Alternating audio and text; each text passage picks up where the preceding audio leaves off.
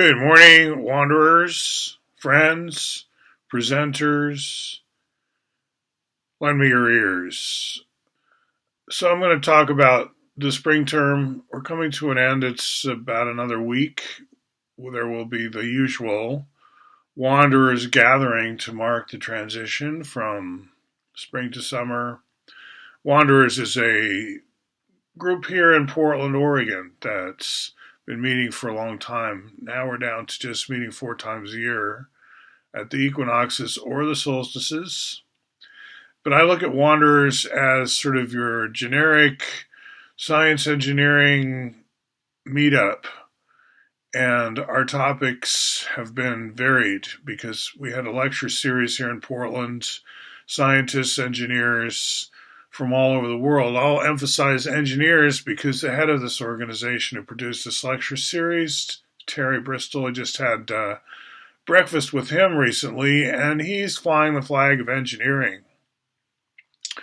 Above that, of just mere science, right? He's tired of the engineering as applied science trope, right? He's taking it to another level. There's a lot of people behind that and sort of movement, you could call it. Now, maybe you'll remember, I don't know, it depends how old you are, but if you're as old as me, growing up, we kind of were warned against like this dystopian future, maybe too much like the USSR, where we would have these things called social engineers, and it sounded pretty ominous. Of course, we had advertisers, and there's a lot of sociological engineering going on, right? I mean, platforms are called social media these days. I think that the term social engineer, it's just another form of engineering to design, institutions. It's kind of a programming now that everyone's feeling agentic and everything. I think we can take the stigma away and create some competition because I think competition is where it's at in the framework of cooperation. It's like we want to make the world work. We want the world to be ever better. And how do we get to that point? Now, my point here in this talk, and it's not a long talk, is how, as a presenter, might you avail yourself of the resources that I'm providing for free to anyone who wants to go out there and say, hey, I've got some content, or someone taps you on the shoulder and say, we've heard you've been talking about Buckminster Fuller a long time, or what is this about design science, or what is this about engineers, right? Because wanderers, right? Some of you are wanderers. So what is it that you want to tell me about the design science revolution? I think that's a better way to put it. Bucky being very involved in that, like you could say a prime instigator and so on. I'd say a troublemaker. And this Ravasio book, it's not a surprise to me that in Bucky's last interview with a reporter, he's like, okay, now just watch. They're going to make my stuff go away. It's like we're not going to hear about me, even though I've, got these what we'll call breakthroughs. I'll call them breakthroughs in terms of pedagogy, andragogy. We're not going to hear about me now because those who really do study me realize I'm a pretty dangerous writer. I'm kind of a subversive. This is Bucky talking in paraphrase to a reporter before he passed away, right? And if you look into his books, yeah, he was a revolutionary, but not a bloody kind, like not calling for violence. In fact, it was quelling of violence, or you could say the obsolescence of war as an institution as we've known it in the past. That style of war, the outward weapons, as we Quakers call it, tanks and all that, we wouldn't need that going forward pretty soon. We're coming into an era where the warring nation states chapter is coming to an end, in his view. If we can hold on and have integrity, basically, as human beings. And to that end, he had these integrity days and so on. So what's so subversive, and do you need to be subversive if you're going to be, out there with the slides that I give you that you don't have to use, obviously, call yourself a presenter.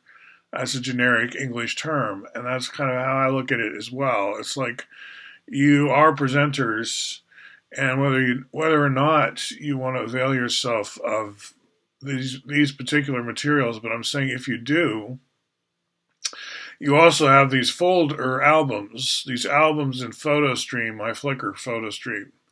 And am I saying that you need to or should, or in some way am I instructing my presenters to use these Flickr albums? I'd say they could be taken as illustrative of what I consider place-based. In other words, you can develop your own albums if you'd like around your own life, because as a teacher, presenter, and I'll say presenter over teacher because I don't want to muddy the waters with thoughts like knee-jerk thoughts, you can call them reflexes, where you say, oh, I'm not a teacher, I'm too young, or I'm not in the union, I'm not a teacher's union, whatever. So presenter is a nice umbrella term. Maybe you are an older teacher with lots of experience, and you are a member of the NCTM or one of these teacher unions. That's fine, of course. You can still be a presenter, obviously, but you don't have to be that to be a presenter. So that's what I'm trying to do, is open up this concept to where, yeah, you're out there. I talk about my little army of presenters, but I don't have to even know who all of them are. Like the deal with my slides, as I describe in Synergio, where I do a lot of stuff. You should do search words there in this listserv called Synergio at Groups.io. Like search on grunge lore, for example. It's in that context that I'm developing the deal with the decks, what I call it. In other words, the open source nature of the slides, and you can make your own sort of open source slide decks too, maybe. And say, here, well, Kirby's got some decks out there that anyone can use. I've got my decks that anyone can use. And it's got some of Kirby's slides in it. Whoa. He didn't say we couldn't do that. He said his stuff was open source. Now, what's in it for me? Let's say I'm a presenter. Let's say I'm charging X per hour to come on Zoom in these various teacher trainer sessions and say, okay, here's the content, because you're curious and you're asking me to do this, right? So we'll do like 3 days.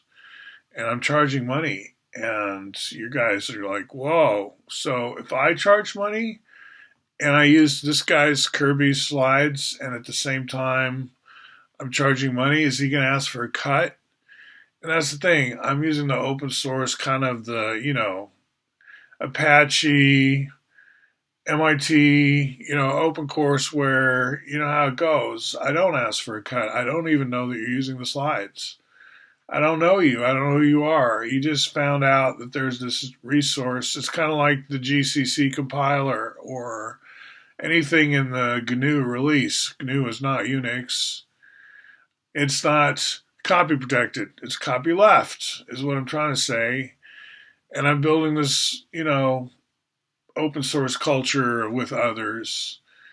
And it doesn't preclude that you have to do everything for free, right? If you're a skilled presenter of this content and you want to charge money and the market is such that you are able to, and go for it, right? I'm not against that. So that's why you might be eyeing my stuff as a means to an end in that regard. Like I could be in on the ground floor. I could be one of the few people out there on Zoom or on YouTube presenting this kind of material, and yeah, you'd be right. But then you'd have to go back to, okay, but there's a radical dude behind this, Buckminster Fuller, and then there's this Kirby guy. And he also seems kind of radical, because if I look through his albums, he doesn't just do like pictures of his, bike rides or whatever. There's some of that.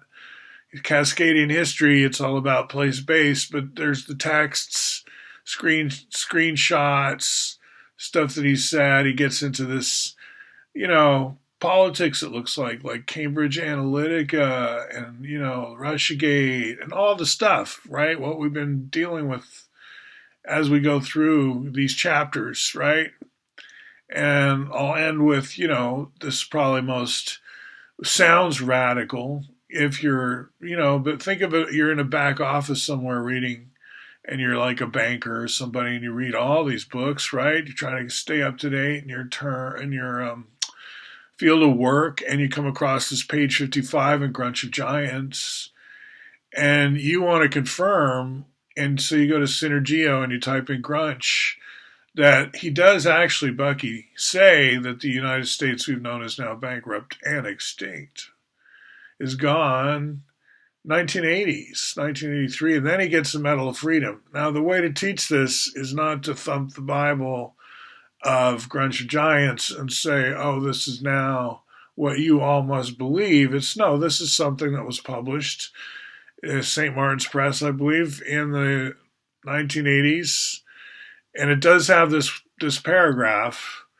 And if you're a hardcore kind of coming from the narrative that's being presented here, then yeah, there is a subculture. There are people like me who don't really take the nation state system that seriously anymore. We do see that the U.S., as we knew it, isn't with us anymore, right? It's like kind of obvious, actually.